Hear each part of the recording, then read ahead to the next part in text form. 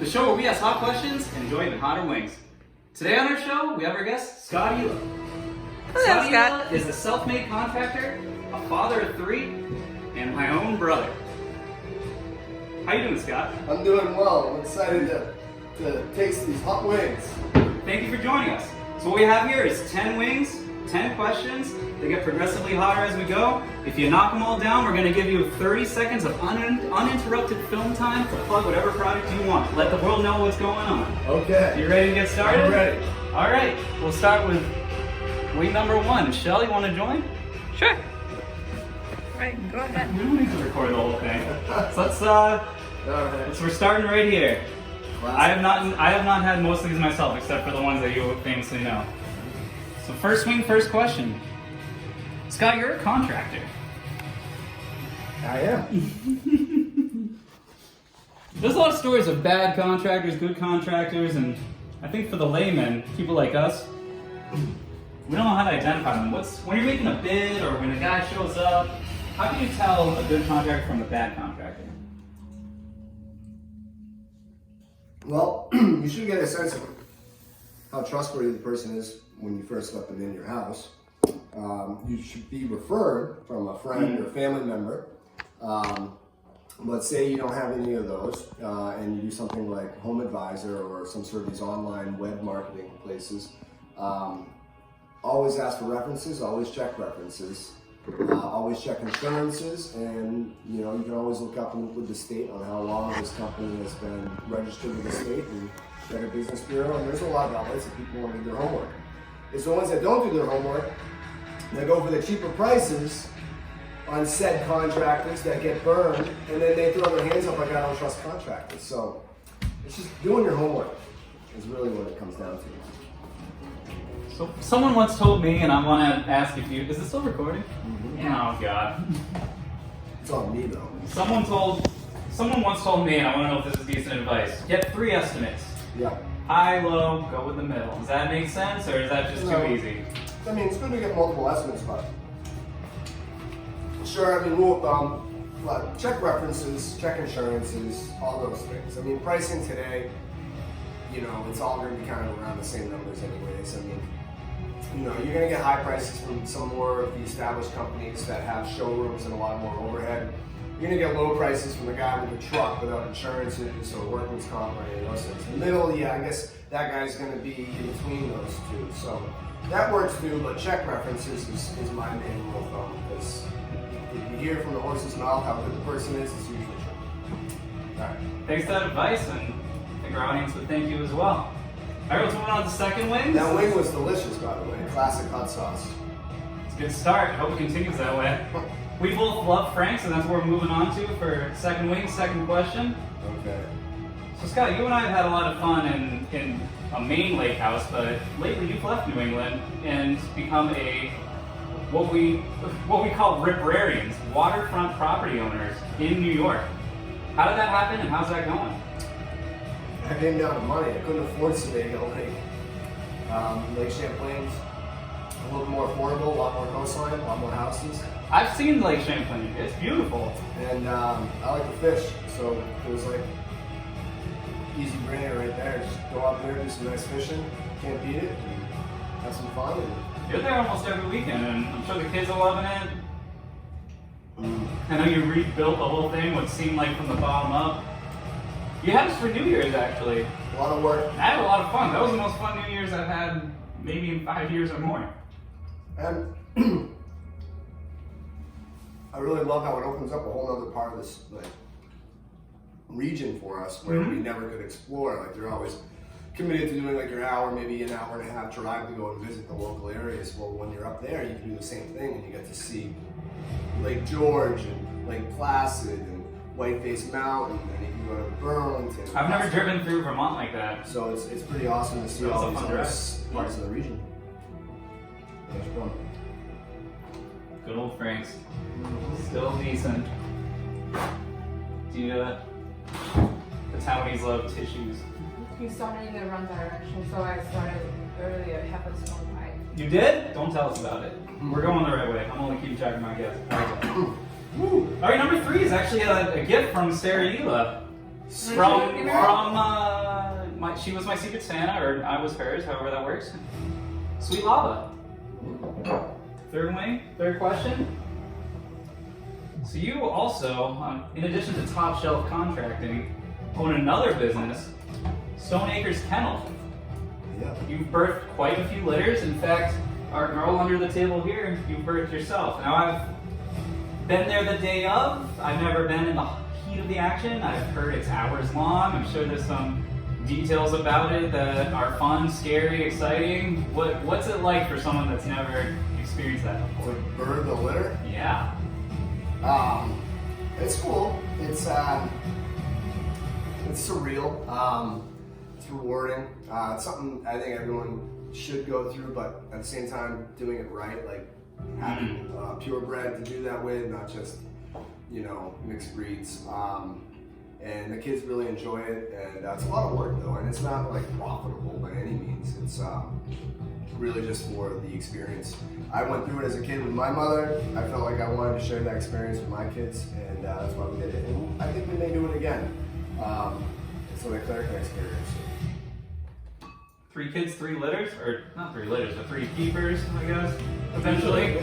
Yeah, you already did. So even with 3 kids, you'll have a 4th litter there. We'll have 2 litters. True. Oh, because you didn't have a litter with Ellie. Yeah. That makes no sense, obviously. Perfect. Ooh, Sweet Lava. Sweet Lava's there.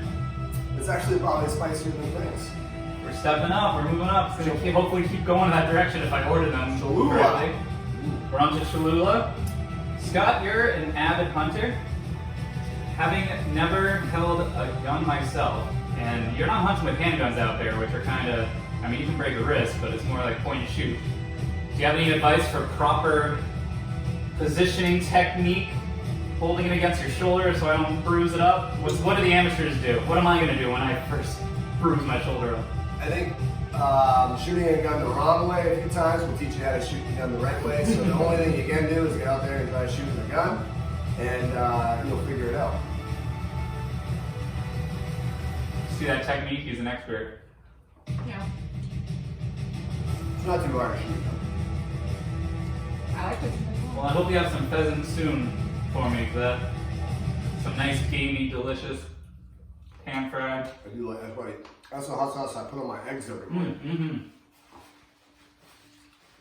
Mm-hmm. Oh, I forgot something. What?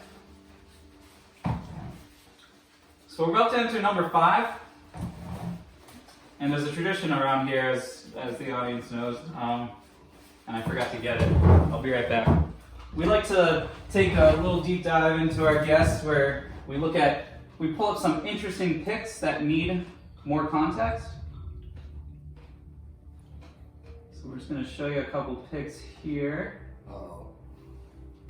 And you can provide some context for them as we enjoy this next number 5 wing. Let me see if I can turn the brightness up. So, there we go. Here I see some framing. I think I see Ellie there. What are we working on there? That's Achilles. That's Achilles? That's Achilles. Oh, shit. And it could be Ellie, maybe. I don't know. You know the dogs better than I do. I just saw White Dog. I assumed it was The Ellie. only reason I think that's Achilles is that is at Alex Wines' house, and he comes up with this idea. I'm gonna build a barn. So I was like, oh, that's awesome. You need any help? No, I'm gonna do it all myself.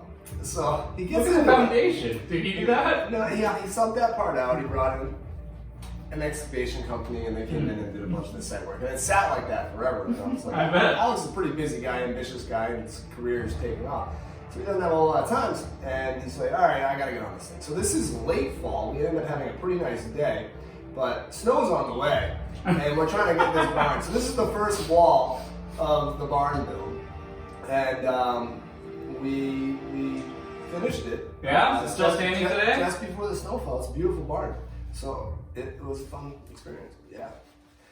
So this one's what? Los Colonitas. We're halfway there, number 5. Oops. What do we got here? Oh man, that's Fry Island, Sebago. That's probably the last time I jumped off the lead. Maybe, yeah. I don't think anyone was doing that anymore. I want to be young again. Mid-air, what do you think you were yelling or were you already holding your breath? So I think Holly's friend was stuck at the top. I was trying to show her that how to here. jump off, and I had to go back up another 3 times to get her down that mountain. She ended up jumping finally. What's this? That was my best friend Nate's wedding. And We're a fan made here. he got married in a hot air balloon, and I was up there with him. And that was I didn't know that that. was a pretty interesting experience. So that's us walking to the hot air balloon, I would have been nervous. and that was a good time. What about here? That is Disney World, and I was making a business call. You look like it. You look confident. You're making a sale, taking charge. What are we doing My here? guy was there for this one. That was right after, was it the 5th hole? Was the shotgun hole? So it was right after the shotgun hole, and Yeah, it's the 5th hole. I duffed it into the woods, but the ball was playable, and I had to hit it off a rock. And I believe I ended up with par on that hole. Yeah, I remember you shooting it right out like a pro, and you are a good 2 feet in the air. Yeah. And rocks all around. I don't know how you can break a club and actually even make contact. That's impressive. Guns out too. Oh, who's that? So I don't remember when that was, but she loves to give me piggyback rides every time we drink shots together. So that was probably something to do with Oh, that. that's the Out West sister. The Out West Ah, system. yes. Maybe one day we'll see That's her okay. again. Okay. Yeah. All right. All right, that was fun. All right. Next we have so this one Chili I made. garlic. This one I made My myself. lips are tingling. Oh, don't watch you. You can touch your face, but don't touch your eyes. Could be dangerous. And if you go to the bathroom, just be careful around areas. This one I made actually for keto. It's because a lot of sauces have like sugar and stuff. I don't know if these do or not, but it was before I got all these other ones. But this one is literally just chili garlic and monk sugar or monk fruit. If you've heard of that. All right. So it's a little sweet, little It's heat. got some good texture. I made it for Kyle and he did not like it. I think we've kicked it up enough. It's got some spice to it. We're on the ascent to the peak. Oh yeah, I'm supposed to be asking questions. So Scott, you were an all-around indoor volleyball player. You played every position. You were Rookie of the Year. You were even recruited at Riviera to coach. What's the number one mistake amateur players like myself make when we're doing intramural in my young years? Volleyball. I just had fun with it. It was a nice sport to take a break because I was wrestling, which is a very intense sport, and you have to pretty much live wrestling. And I wanted a break in between something as intense as that, and I wanted some lightness. So volleyball was a nice way to just go out there and have fun, and hit the ball around. And I never really took it very competitively, but it was a good sport. And as long as you have athletics, you can be all right. When I play, my hands, wrists, all the bones in my wrists that I didn't know were there are hurting and red. What am I doing wrong? I have no idea. I guess this is a me problem. I don't know enough about volleyball, I'll tell you, but I hit it as hard as I could as I was jumping as high as I could. I've also heard you had quite a vertical leap. I did, I don't anymore. Whew, that was spicy. What was that one? It was the chili garlic. Man, that was real spicy. So the next one is actually Shelly's creation. Sweet and shell. That's a sweet and shell Caribbean. Yeah. Yeah, it's got a little Taiwanese flavor in there, a couple habaneros. Let's try it out, Shell. I'm going to be behind, but I will catch up soon. Oh. You're not even answering questions. How are you behind? So, oh wow, want some more on there. Yeah, mine got a whole plain, so I really want to taste it. I can't taste anything. He's dabbing already. Love it. If I were to slather and base this person onto a wing, how many Scoville's level of heat would Scotty McHottie be? Oh my god. 1 to what, 10? Where would it be? Where would Scotty McHottie be? My favorite number is 7. That's what. Yeah, I think that's where we are. This is number 7. There you go. Nice. Good question, number 7. Good job, Shell. I like it.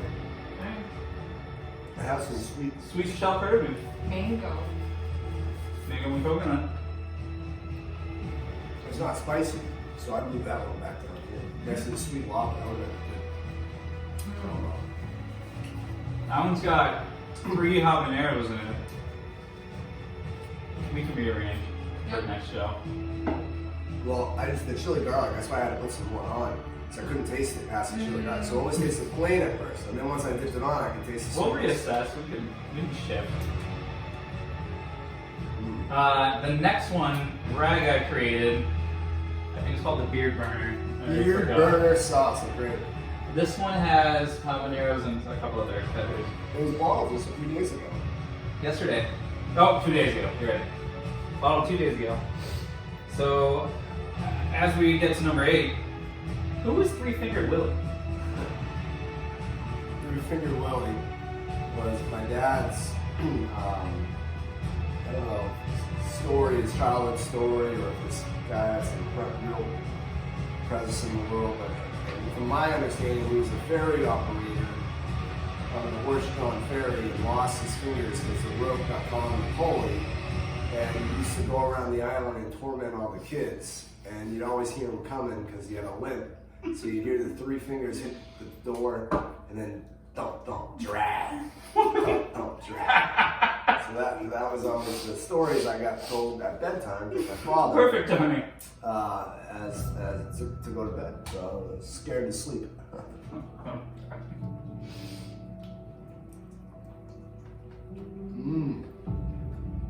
That's really right. Probably a bourbon taste to it. Tiny little sweet in there amongst the habaneros.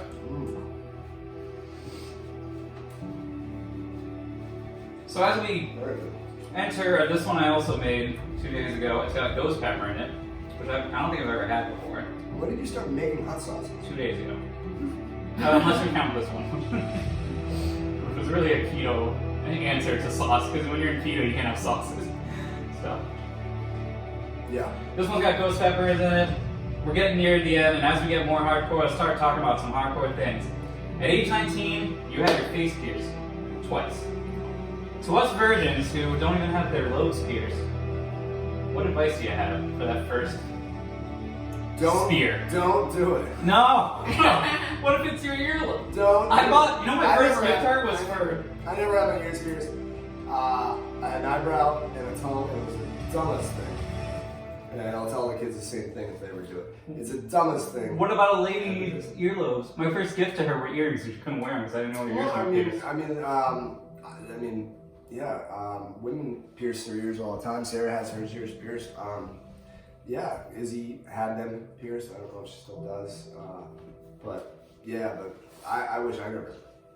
I still have a problem in my eye. Is that true? I can feel some scar tissue in there. I don't know. I would never. When I was younger, I if thought I you could go looked back badass. and kick my own ass, I would. I thought you looked So bad. this is this one. All right, this Yeah. one's hot, huh? This is the ghost pepper. Any questions?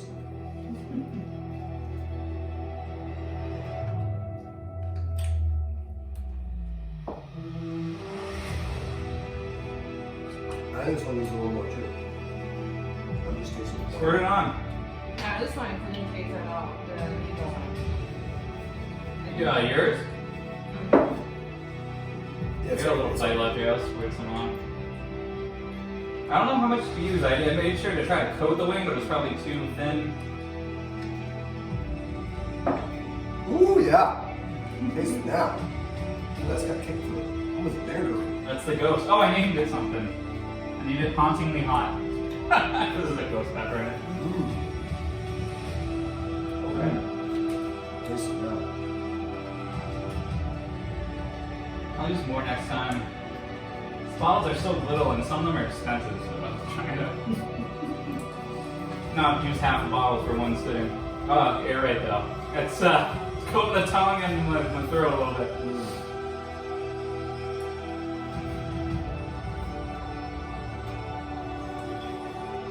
So we have a little tradition here. This one's called the last jab. It's called that because you can or you don't need to, but it's tradition around here. It's already coated, but to give one final last jab on the last wing. I'm not gonna say no to a good time. Feel free, you don't have to. Is this one hot? It's supposed to be, I don't know. I opened the wrapper this morning of it. Never had it? Never had it. I haven't had half of these. Hold it. Whew, that ghost pepper one's hot. This one has, so the ghost pepper was, or the Carolina Reaper was, I forget the guy's name. The guy who invented the Carolina Reaper or the ghost pepper, I forget which one, the one that's hotter. He also invented what he calls Chili X or something like that. And he made this sauce with it, and it's even hotter than the Carolina Reaper and the ghost pepper. I'm already. Cheers, buddy. Cheers. Let's see, going in. Oh, God.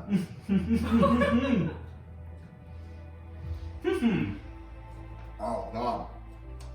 Oh, hot. It's like sharp in the roof of your mouth. Yeah, it burns. That's what the milk's for. I should have waited. Oh my God. That hot. Oh. Woo. How do you trust that, man? Woo. I was gonna burn it for a while.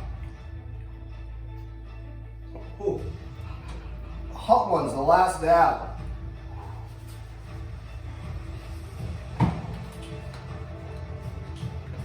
You did it, man. 10 up, 10 down. You conquered the mountain.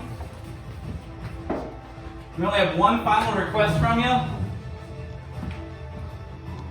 We got the pillow. Can you bring sexy back? Exactly. What am I doing with this? What am I supposed to reenact Sarah's thing with If you don't mind, a few seconds. I've never seen it myself. Oh. I'm gonna finally take a sip. So my wife is pregnant, and she had a big thing for Justin Timberlake, and this is hard. This is burning my mouth. And Justin Timberlake was at the Verizon Center, and she wanted me to buy her tickets to go to the Verizon Center when she was 8 months pregnant. And I was like, "What are you gonna do?" I'm bringing sexy back. Oh, I'm bringing sexy back. So I used to make a joke about that. Okay, my mouth is on fire. Oh man, you made it.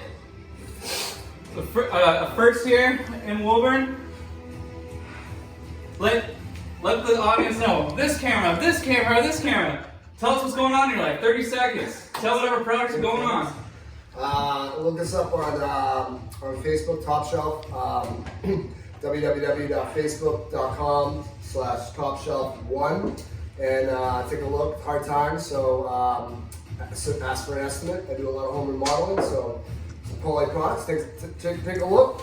I'm gonna go put my mouth in the sink right now. So thank you very much. You made it. See you next time on Hot Ones. Thank you. Let's get a picture and let's get at it.